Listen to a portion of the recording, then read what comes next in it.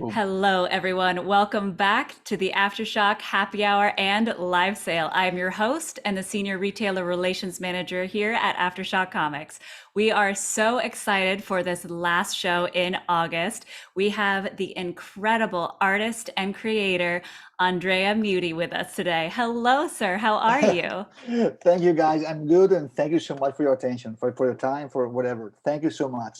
Oh, It's my thank pleasure. you. I've been so excited to have you on the show and talk to you Thank you. because, like, your artwork has been just seminal in the two stories that you've had with us between Maniac of New York and Bunny Mask. And it's just so wild how you're able to capture something so horrific in such pretty, like, watercolor-esque, artwork. Yeah, thank But you. let's Thank you. let's start at the beginning. What brought you into comic books? So, as a young person, what was there a specific comic book that you read or a certain artwork Yeah, that just brought you into this? yeah. I mean, this January are 32 years in that field, so it's pretty old boy in that field.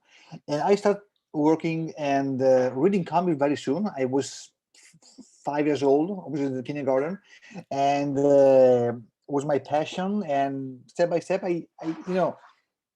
inside me there was this force to tell something. I every time I talk about my life, my career, I define myself like a storyteller, not a drawer, or not an artist. Artist is a strange word to do or to say anything. Storyteller for me it's very important to tell stories for other people. So put something of yourself on the pages on something, and be able to transmit something, feelings, experiences, and something of me. And so this is the point for me. It's really important to be focused about that. So yeah, tell something to others, not only for me. I'm not drawing something, but I'm tell something. So this is my point. So Yeah. yeah, And what was your inspiration the most of? Because like you have a very specific style, and I'm just curious if there's anything that you kind of pulled from, or if you just kind of created this on your now own. I read everything in books or comics, whatever. But for me, the real life is the first teacher, because for the colors, for the shadows, for the fades, for the vibes, I can look many of other artists, but at the end, the nature of the word is the most important teacher for me. So when I need maybe some specific colors or landscape or specific mood or vibe, I try to go in some specific place and try to get with my sketchbook some samples, take pictures, and try to get some vibe from the nature. So reality, so this is the main point, and I try to be real. You can see I feel something, so I try to put very quickly on the paper something that I feel in that moment. I've not studied a long time for a panel or for a page, but I'm very instinctive. it's a, Mm. i I like to my colors, especially the watercolors, are not description colors, but um, like a metaphysic form. I mean, not the real world, like pink, green, yellow, but I'd like to put some feel, some vibes. I'd like the readers get something different than the real life, even the colors from the real world. That's the point. Yeah, and you've done with us two different, very different, but both terrifying stories with Yeah. us. Do you generally gravitate towards horror, or do you feel like you can kind of use this kind of color palette for almost anything? I think for most for anything, I can change the palette for the colors, for the books, for the vibe, but more or less I can with the watercolors I can do I think anything because it's not a big deal. The point is to fix some specific colors for the specific sequences. I think this is the point. And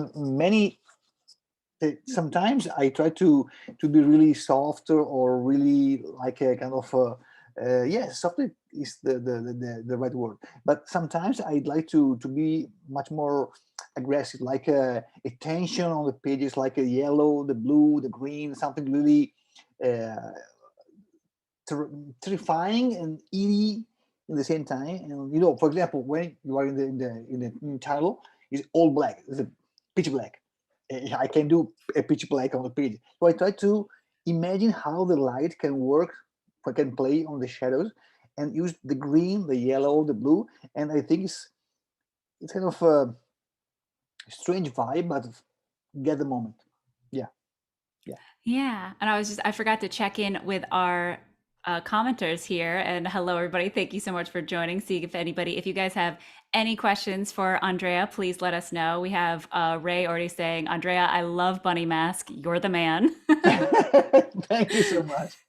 So nothing but compliments from our viewers. So that's always great. So let's talk about Maniac of New York. So Yeah, this was written by Elliot Kalan, who a lot of people know him from The Daily Show, Mystery Science Theater 3000, yeah, Spider-Man, and X-Men. So for him, this story was actually inspired by his extreme disappointment as an adolescent for Friday the 13th.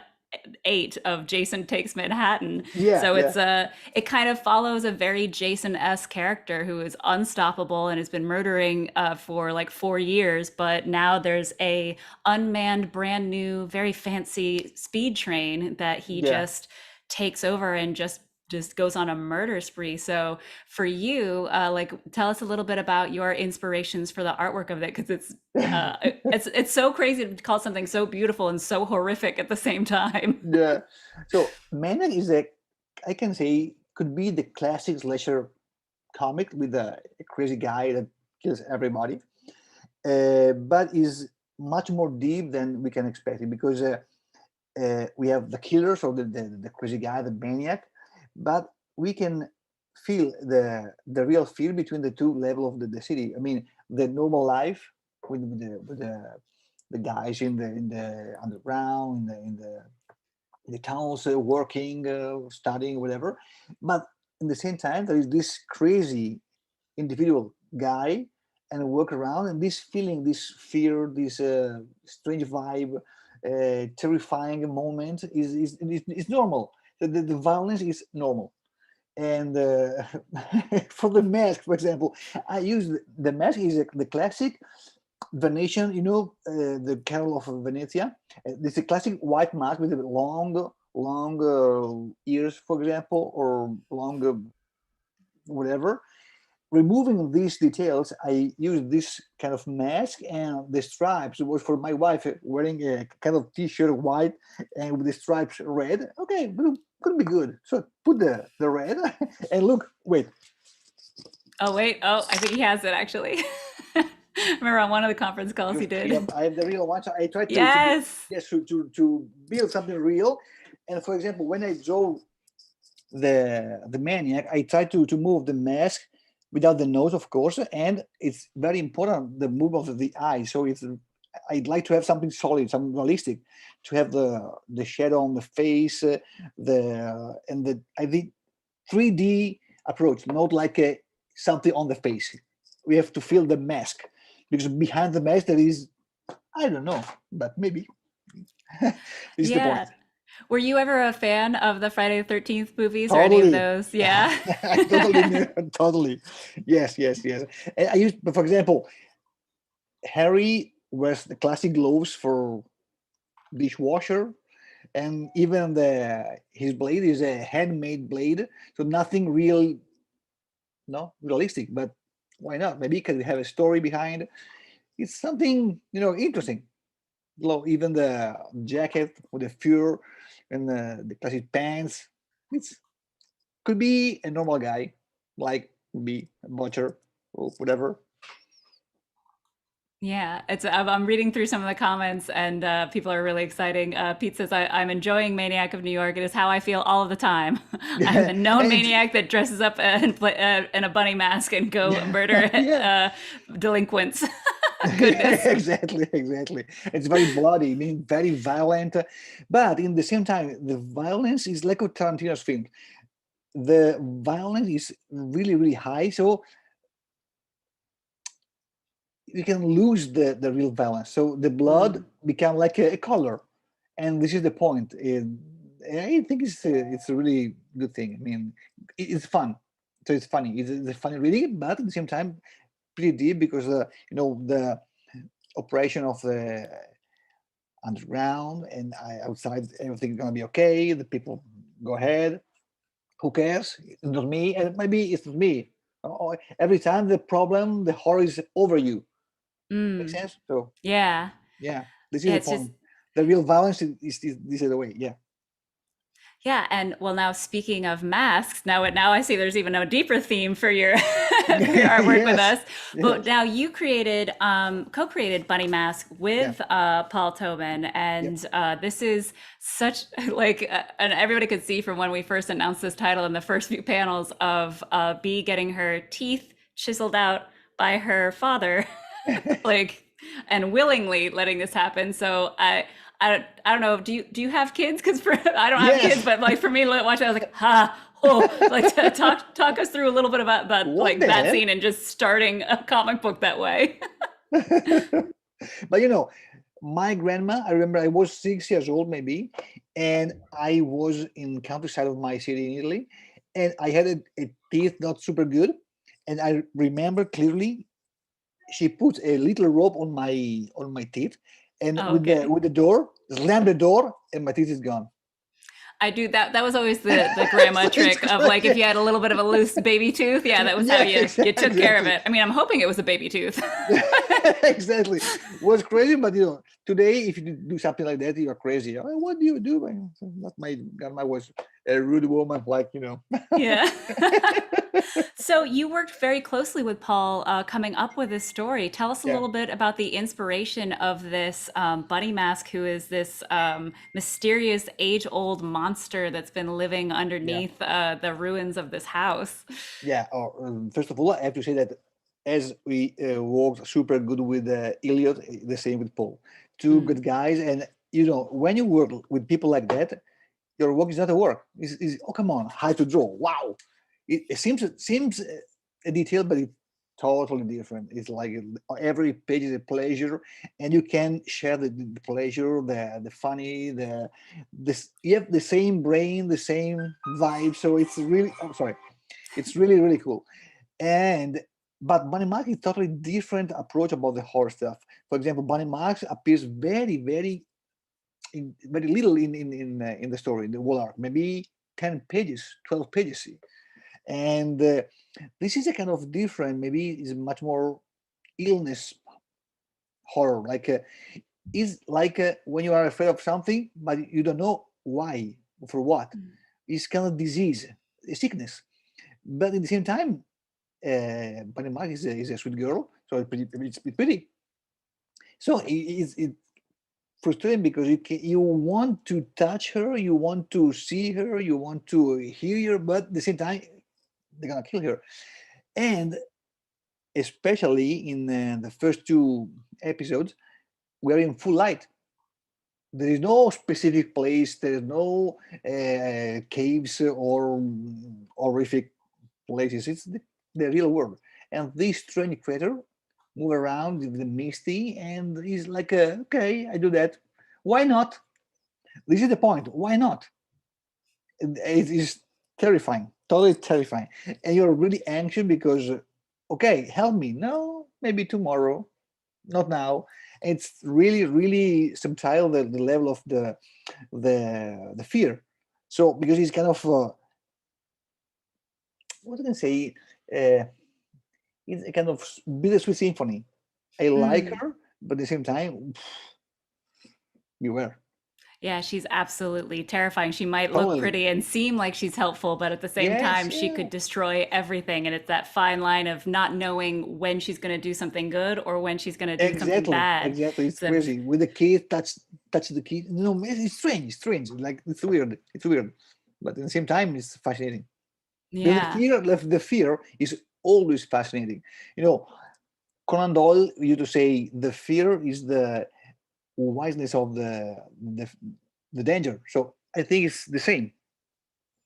Yeah, absolutely. That Yeah, tightrope that you're just yeah, always very tense and never very knowing tense. how it's gonna go. Yeah. Yeah. So some of the comments that we've gotten, we have one of from Mitch Gurwitz, who's actually one of our incredible ambassadors out on the East Coast. Mm. He says, not a question, but a major compliment. Andrea is a master of sequential art. His layout, color choice, and use of light and shadows make me feel like I'm watching a well lit and well framed movie. Oh wow, thank you so much. I thank you so much because for me it's very important storytelling. So for me, when you are a good artist, a storyteller in that case, you can read the book without the balloons.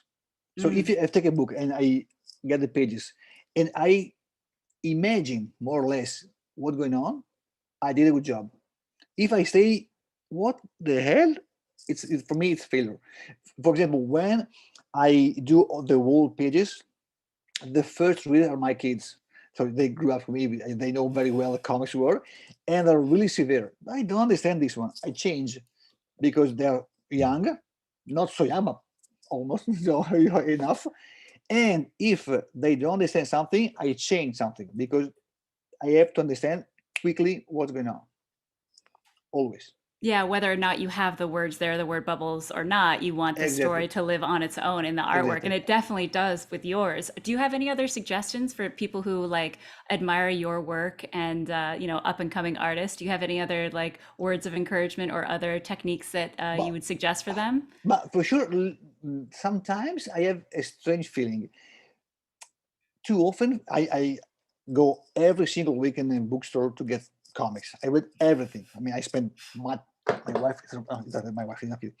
I spend a lot of money in comics. Sometimes, especially the young generation, seems they are want to be the copycat of the other artists. I can I for me it's difficult to understand who is the artist here and there. I know because most of them are digital approach of the pages because you have to be real good to make something only original but personal to do yourself. Many times I see tons of artists that use the same techniques in the same pages, so I can confuse the style. For me, it's a pity. I mean, um, to express yourself, have to test yourself and push yourself in on the peak. I mean, I try to do something and explore. So watercolor for me was a kind of surprise because I did watercolor last time 20 years ago.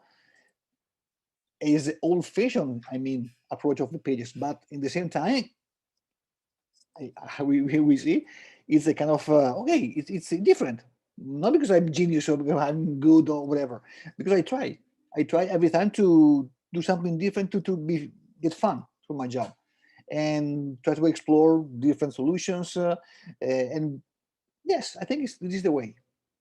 Yeah, Yeah, it totally. sounds like your push is for everybody to find their own unique voice instead of just trying to look at other artists and be like, oh, I'm a fan of them. Let me just do their exact Yes, this style. is Is to find yeah. your own voice. I think it's a good goal. I mean, of course, I'm almost 50, so but I think it's nice because you can see you at the beginning of your career and at the end. So the evolution of your style, of your storytelling, of your body language. For me, it's very important to do every time. For me, is a kind of challenge. So I don't feel myself like, oh, I'm a grace. Oh, ooh. No. Every time I am a reader first of all. So I try to get fun. Yeah. Yeah, and we have not only a comment but also a question from Peter R. Stark. First of all, he wants to just tell you that just how much he loves your drawings and how heavy the subjects and bloody the gore gets with these light treatments, and you don't feel like you're reading or watching gore, but it's just this great psychological, a Yeah. suggestive thing that you do. And so his question for you is about your color choices, and you mentioned a little bit about this earlier on in the interview, but in such a gory comics with these horrific themes, the colors are calming. Is that an effect that you were going for, such as making us feel like a sense of calm before the storm? Or if you're reaching for that like ambiance, and that's what he feels, anyways, and he's Yeah. curious if that's something that you actually were purposely doing. Yeah. So for Manic of New York, I tried to choose a kind of a tension colors, like I told you before, the blue scale, gray scale, yellow, the very shocky, very pop sometimes, and uh, just in maybe 5, 10 pages, we are in plain light, so we can have the real world with the real colors, like in full sight. For banning mask, I try to move on the brownish color, like the brown, the ochre, and the blue sometimes, and to have much more earthy approach, much more soft, like it's kind of more comfortable colors, but at the same time we have a cat suddenly with super pop color, like in the bar with the big dialogues with the Tyler and the sheriff, because to cut and to jump quickly in another dimension. Make sense? Yeah. Even the cave is it's a real cave. We have a strange vibe. So the shadow have to work, the light are really softly. In the train, so we have low light, and if you take a look, for example, when you take the subway and you take a look about the guys and the people around, the color are really melted. That two colors maybe the white, the yellow, blue brownish, and that's it. But maybe you wear jacket red, your blue hair disappear. It's all black, for example, right? So Yeah. my yellow the same. So this is the real world. So I try to put the same vibe, not red t-shirt, red hat, blue hair. No, no, no. It's impossible to get this color in this situation. So I try to move in the real feeling of the situation. So I try to do that. In Bunny Mask, it's different because many pages are outside. So the real world, brownish, green, it's really like a kindergarten. It's that's totally different. Yeah, and it's just, I love hearing you describe this because I really do feel that emotionality in your artwork and in the colors that you chose. And it's funny that you bring up the browns, especially when it comes to the cave that Bunny Mask Yeah, comes yeah, from. Because for me, like the whole time, especially when we first meet her in that cave, I was actually creeped out by the brown because you can't tell, is it earth? Is it dried blood? Like it's yeah, it's this exactly. wonderful, creepy thing. Yeah, yeah, totally. Nailed it. That is my point. And at the same time, for example, Bunny Market, her dress is a simple white cloth, like I don't know, a long shirt, and the contrast of this white with the blood and the brownish is very important. So you cannot melt the girl with the environment. So it's very important to me to get really clear of the forward, backwards, the backgrounds, not melted. So it's yeah, yeah, Yeah, I actually wanted to, speaking of her dress, I wanted to actually ask you more about that and the design of it because, yeah, it is such a kind of a simple frock that maybe it's a long shirt, maybe it's a yeah. dress. What kind of drew you to have it be white? Because and usually that denotes like innocence or something like that. Was there anything else that kind of drew you towards like that design? Yeah, because first of all, the point was get Bunny Mask very simple. It's not an alien, it's not a creature from whatever world. So very simple. You can recognize maybe this kind of look around you. So this is a long shirt.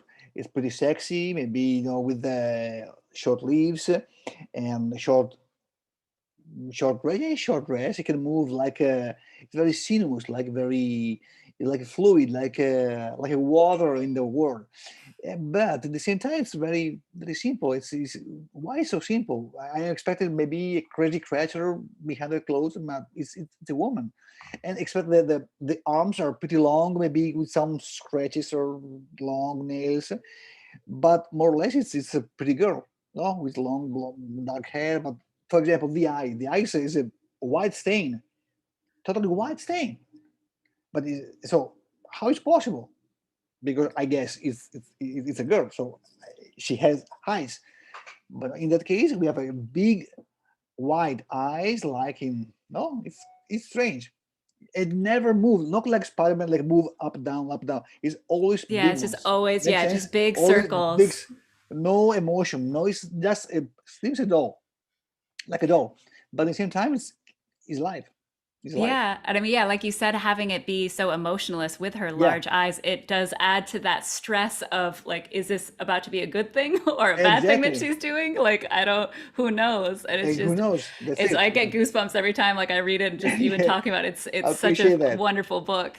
Thank you. Thank you. And Appreciate. we are going to follow up with a live sale where we're actually going to be selling not only the variant cover that we did just for the happy hour of Bunny Mask, but we're going to be selling some Yeah. Maniac of New York stuff and some graded books. So one of our viewers was actually wondering, let's see who asked, Zach Cooper was wondering, when is the next time you'll be signing? So if any of these people end up getting some of your work, they'd love to get it signed from you. Where and when is the next time they'd be able to see you to do that? Look, I am planning for the fall some events in Florida and around the states. All depends of the pandemic, I have to say, because I had a appointment 1 week ago, I remember. But the bookstore, we did the first event with Bunny Mask was a success, incredible success. The second one, at the moment, they want to be careful, so maybe delay in a month or two. But I'm receiving many invitation around the country for the event. So I hope to get good news soon. Yeah, so it sounds like everybody needs to follow you on social media to be able to Yes. see when the next time you're signing. So where can everybody find you? Oh, Instagram, Twitter, Facebook. I have a website www.andreamewte.com. I'm receiving plenty. Oh, I'm sorry. Sorry. That's all right. You're very popular. No, it's funny because in 32 years, I'm receiving tons of requests of commissions, original pitch for sale. It's really it's something. And it's funny because when I started to work with watercolors, I was like, okay, let's try. I was totally unexpected this kind of. I don't want to say success because I'm not this kind of person, but you understand what I mean. Oh, absolutely. You deserve all of the success. Your work is so incredible. I've been so excited to have you on here. Thank Now, I you. was also Thank you. excited. I just got my bunny mask shirt in, so I was able to Yes. wear that for this interview, which is super exciting. And It's hopefully, awesome. it like I love it. And I'm definitely I probably will dress up as bunny mask for Halloween. I'm not gonna lie. I already have the long dark hair. Nailed Yes. it. I just have to get the creepy large eyes all the time. Well, Andrea, thank you so much again for joining. It's been such a pleasure, and we're so excited. We're going to be selling some of your stuff in just a minute. I thank you so much. Thank you so much, you guys, for your time, for your patience, for your support. I'm so blessed about you. Really. Oh, Thank you so absolutely. much. We're blessed to have you. So Thank you. thank you again. We'll Thank you. talk real soon. And for all those watching, stick around. We're just going to take a few second break, and then we'll be back with Joe Pruett to sell some of these exclusives, rarities for half the price. So stick around. Thank you.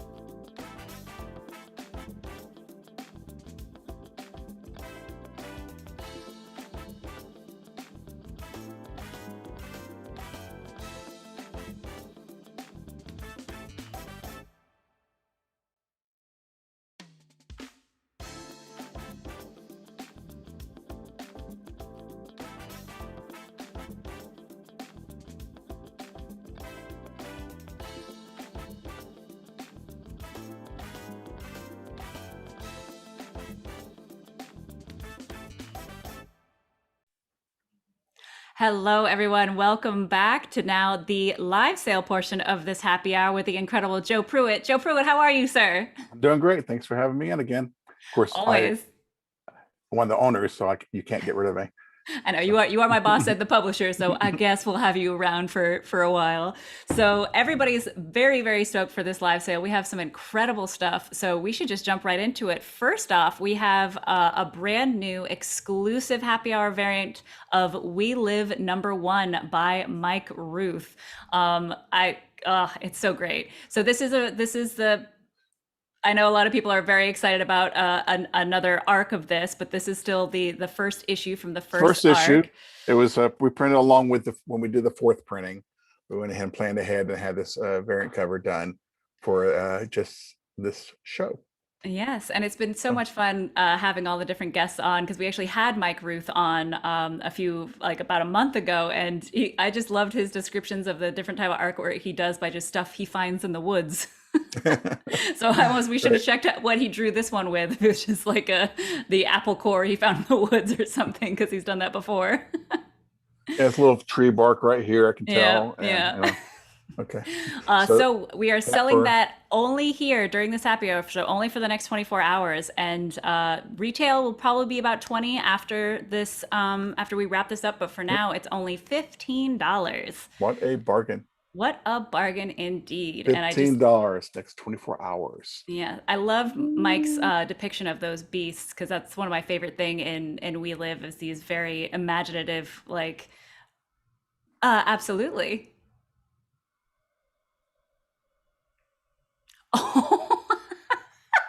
Oh, okay. Yeah, you can. Wow, good job, everybody. I guess we'll move on to the other happy hour exclusive. So, but great job, everyone. This is demand. This is we're sold out. I'm keeping the rest for myself. No.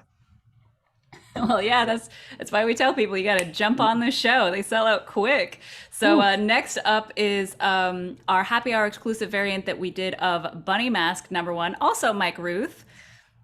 Trying to reach it. I know you got this. Got the headphones on. I like I was moving the camera around. So yes, offer us again. Yeah. Yes. So for now, it's only going to be $15 for the next 24 hours. But these have been selling like crazy. Well. We actually saw, what was it? It was like up to $360 on eBay. It was the last time I checked it. Really? Yeah. Okay. Today they're only on sale for $325. Yeah, exactly.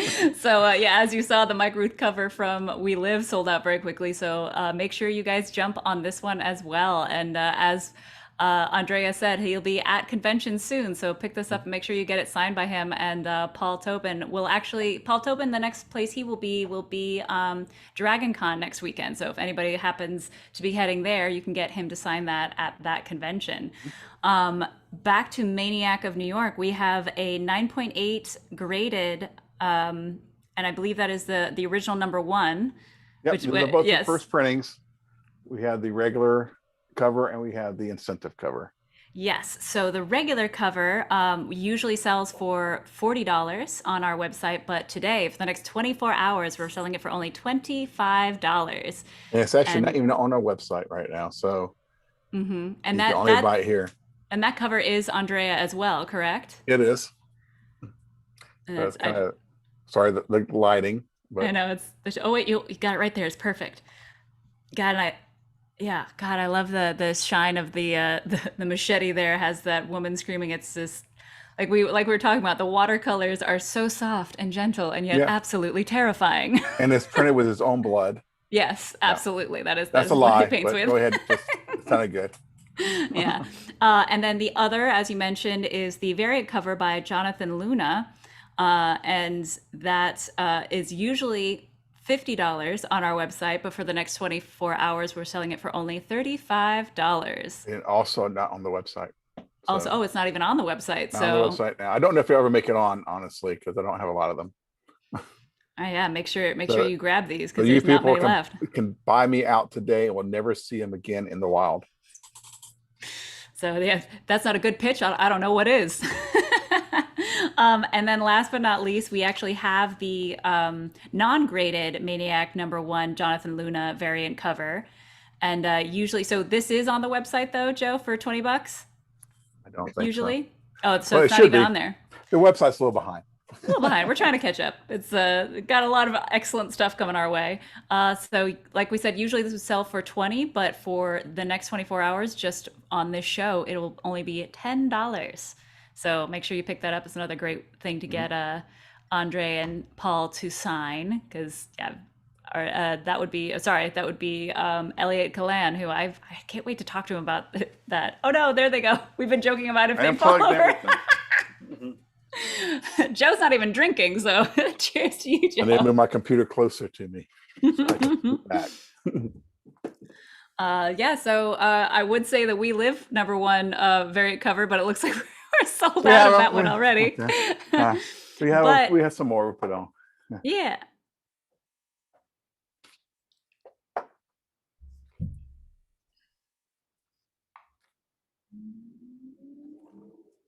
Yes. I meant to do that. Yeah, Good. thank you so much for jumping on here, guys, and getting it. It's awesome. So also want to give a special shout out to Stefan. It's his birthday today. Happy birthday, Stefan. Good. Yeah. Happy birthday, Mr. President. Okay. So one person I don't want to piss off is my producer.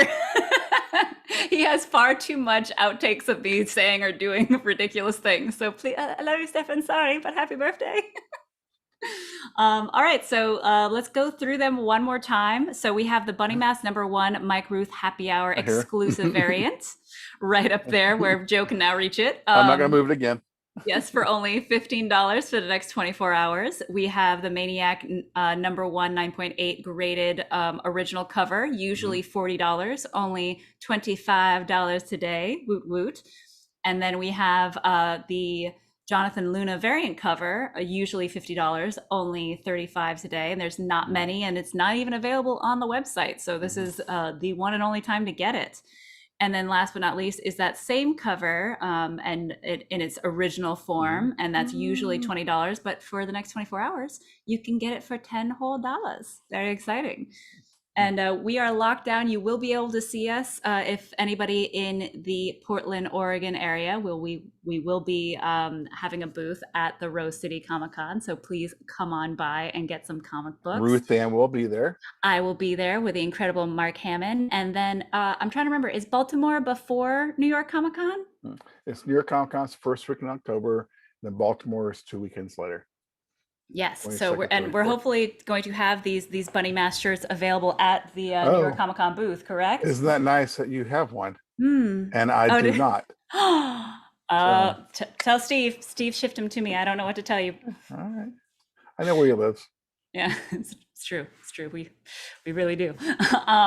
But yeah, so we're looking forward to seeing everybody at these cons and all that kind of stuff. And we'll be continuing to do our happy hours here every other week. I'm kind of just talking along to make sure that we have the website populated for the next round. Have we gotten that up yet, Stefan?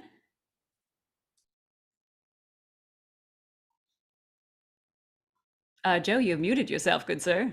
How many can we throw on the website? I was calling for somebody. Hey, guy, it's Rachel. We might not want to be live for that. Yeah. Exactly. So. Okay. All right. Well, just everybody, thank you so much. This is one of our most successful live sales, so we'll have to make sure to continue these and add even more exclusives and products for you guys. Joe, is there anything else you wanted to add before we wrapped up this live sale? No, thanks for supporting AfterShock and showing up here and listening to me ranting a little bit, and definitely listen to RuthAnn, who's a lot more fun than I am. So. Oh, I highly disagree. Everybody loves it when you're on. And happy birthday to Stefan, because I'm not scared of him. All of a sudden the screen goes dark. Well, everybody, thank you again for joining. Make sure you're safe out there, wear your masks, wash your hands, keep your distance, and only read dangerously. We'll see you all for the Epicenter next week on Tuesday. Bye, everyone.